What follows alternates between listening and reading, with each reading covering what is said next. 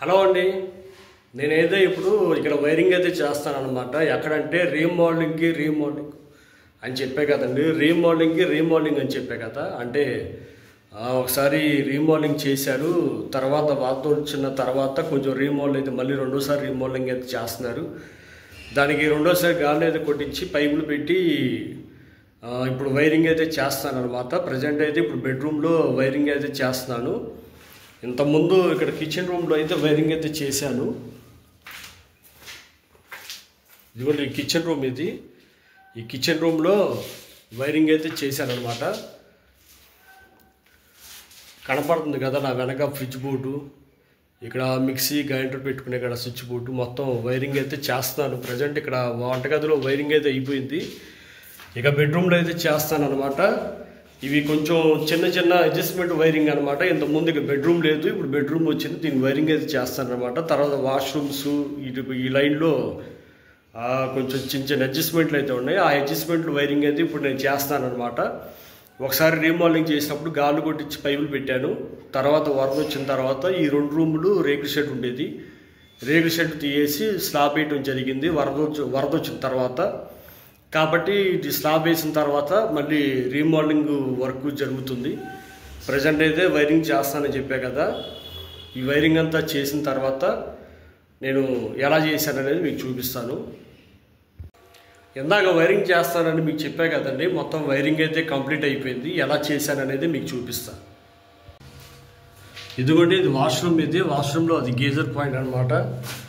Geyser point, ఇది ఒక light point. ఇక్కడ గేజర్ పాయింట్ ఒకటి, లైట్కి ఒకటి స్విచ్ బోర్డ్ అనమాట. ఇది వచ్చేసి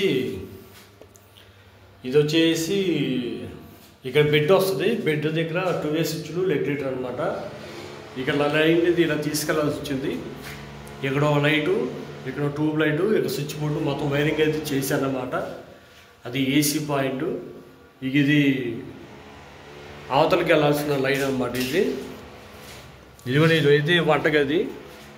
ఇక్కడ ఒక లైట్ పాయింట్, ఇక్కడ ఒక లైట్ పాయింట్, ఇక్కడ స్విచ్ బోర్డు, ఇక్కడ యాక్వా గార్డు, ఇక్కడ వచ్చేసి అడ్జస్ట్ ఫ్యాను, ఇక్కడ మిక్సీకి గ్రైండర్కి స్విచ్ బోర్డు అనమాట. 4 స్విచ్లు 4 సాకెట్లు వస్తాయి. ఇది వచ్చేసి ఫ్రిడ్జ్ పాయింట్ అనమాట. ఇది ఫ్రిడ్జ్కి అయితే ఇక్కడ ఇవ్వడం జరిగింది.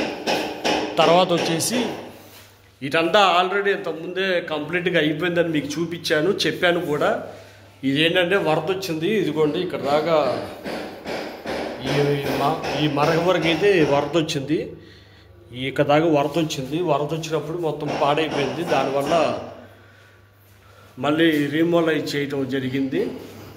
ఇదంతా సేమ్ ఇంతకుముందు ఎలా ఉందో అలాగే ఉంది ఇదంతా. ఇప్పుడు మారింది ఏంటంటే ఈ చిన్న మొక్క అనేది పెరిగింది, అంటే వాష్ ఏరియా పెరిగింది, ఈ వాష్ రూమ్ అనేది పెరిగింది. దీనికి అయితే గేజర్ పాయింట్ లేదు. ఇక్కడ లైట్ పాయింట్ ఒకటి ఉంది. ఇక్కడ వాషింగ్ మిషన్ పెట్టుకుంటామంటే ఇక్కడ స్విచ్ బోర్డు ఒకటి పెడతాం జరిగింది. మరి ఇక్కడ వాషింగ్ మిషన్ పెట్టుకోవడానికి లేకుండా మరి ఇక్కడ ఏదో సెల్ఫ్ లాంటివి కట్టుకున్నారు. మరి వాషింగ్ మిషన్ ఎక్కడ పెడతారో మరి. దానికి పంపు కూడా ఇక్కడ ఇవ్వడం జరిగింది. ఎప్పుడైనా వేణీళ్ళు కావాలంటే వాషింగ్ మిషన్లో పోసుకునేదానికి కానీ, లేదంటే ఈ వాష్రూమ్లోకి గేజర్ పాయింట్ లేదు కాబట్టి వాష్రూమ్లో వెళ్ళినప్పుడు వేణీళ్ళు పట్టుకునేదానికి ఇక్కడ పంపు అవతల నుంచి అవతలకి ఇవ్వడం జరిగింది. ఇది వాష్రూమ్ అనమాట. దీంట్లో గేజర్ పాయింట్ అయితే లేదు, లైట్ పాయింట్ అయితే ఇవ్వడం జరిగింది. ఇక్కడ వేణీళ్ళు కావాలంటే దీంట్లోంచి వాడతారు, వాషింగ్ మిషన్ కావాలంటే దీంట్లోంచి వాడతారు. ఇది వాషింగ్ మిషన్ పాయింట్ అనమాట. ఇది మొత్తం ఆల్రెడీ ఇంతకుముందు ఉన్నట్టుగానే ఉంది. దీన్ని ఏం కదిలించలేదు. అది వచ్చేసి 2 సిస్టమ్ వైరింగ్. అది ఇక్కడ కూడా బెడ్ ఒకటి వస్తుంది. ఆ బెడ్ కాడ లైట్లు రెగ్యులేటర్ వస్తుంది, 2 స్విచ్లు. ఇక్కడ కూడా 2 స్విచ్లు వస్తాయి. ఈ వైరింగ్ అంతా ఇప్పుడు లాగింది. ఈ వైరింగ్ అంతా ఇప్పుడు లాగాను, ఎక్స్ట్రా లాగింది. ఇక ఇది ఆల్రెడీ ఉందని చెప్పాను కదా. ఇక దీంట్లో అయితే ఇటు నుంచి వాష్రూమ్ అయితే లేదు. ఇది ఓన్లీ ఒక సింగిల్ మామూలు బెడ్రూమే. ఇక్కడ ఏసీ పాయింట్ అయితే ఇవ్వటం జరిగింది. ఇంతకుముందు ఈ స్విచ్ బోర్డ్ అనేది ఇక్కడ ఉండేది. ఇట్లా లైన్ తీసుకొచ్చి ఇక్కడ ఇవ్వటం అయితే జరిగింది. అయితే ఇది వరద వచ్చిన తర్వాత మళ్ళీ రీమాల్ చేసేటప్పుడు ఇక్కడ కిటికీ పెడతం అయితే జరిగింది. ఇక్కడ కిటికీ పెడతం వల్ల ఇక్కడ ఉన్నటువంటి స్విచ్ బోర్డ్ తీసి ఇక్కడికి పెడతం జరిగింది. దానికోసం అని చెప్పి మరి వైరింగ్ అంతా వెనకలాగి చేయాలంటే కుదరదు కదా, దానికని రన్నింగ్ జాయింట్లు అయితే వేశాను. మరి వేరే ఆప్షన్ అయితే లేదు. మ్యాక్సిమం అది లైట్ పాయింట్లే కాబట్టి ఏం కాదు. ఏసీ వైరింగ్ అయితే జాయింట్ అనేది లేదు, డైరెక్ట్గా అయితే వచ్చేసింది. ఇంక ఇక్కడ లైట్ పాయింట్ అనమాట. ఇదండి ఈరోజు ఇక్కడ నేను చేసిన వర్క్ అయితే. చూశారు కదా ఈరోజు నేను ఇక్కడ చేసిన పని ఏంటనేది.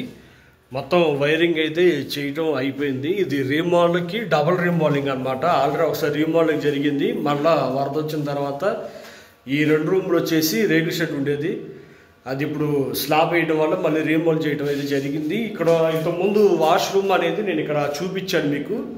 ఇంతకుముందు వాష్రూమ్ అయితే ఇక్కడ ఉండేది. దీనికి ముందు పెట్టిన వీడియోలో ఇంతకుముందు ఇక్కడ వాష్రూమ్ ఉంది, ఇప్పుడు దీన్ని బెడ్రూమ్ చేయడం అయితే జరిగిందని మీకు చూపించాను, చెప్పాను. ఇప్పుడు అదే ఇక్కడ వాష్రూమ్ అయితే కంప్లీట్గా తీసేసి దీని మొత్తాన్ని బెడ్రూమ్ లాగా మార్చడం జరిగింది. ఇక్కడున్న వాష్రూమ్ వచ్చేసి ఇక్కడ ఇవ్వటం అయితే జరిగిందనమాట. ఇది వాష్రూము. ఇంతకుముందు అయితే ఇక్కడ ఉండేది. మీరు నా వీడియోలో చూడండి, ఇంతకుముందు వాష్రూమ్ని ఇప్పుడు బెడ్రూమ్ కింద మార్చారు, ఇటు పక్క ఉన్న వాల్సే వాష్రూమ్స్లో పెట్టాలి అని చెప్పాను. ఆ రూమే ఈ రూము. తర్వాత నేను మీకు వేరే వీడియోలో వేరే పని మీద కలుస్తాను. ఈ రోజుతో ఇక్కడ పని అయితే మొత్తం కంప్లీట్ అయిపోయింది. నెక్స్ట్ వీడియో కోసం వెయిట్ చేస్తూ ఉండండి. Thank you. నా ఛానల్ని సబ్స్క్రైబ్ చేయండి, లైక్ చేయండి, షేర్ చేయండి, గంట సింబల్ ఆన్ చేస్తే నేను పెట్టిన నోటిఫికేషన్స్ మీకు వస్తాయి. Thank you.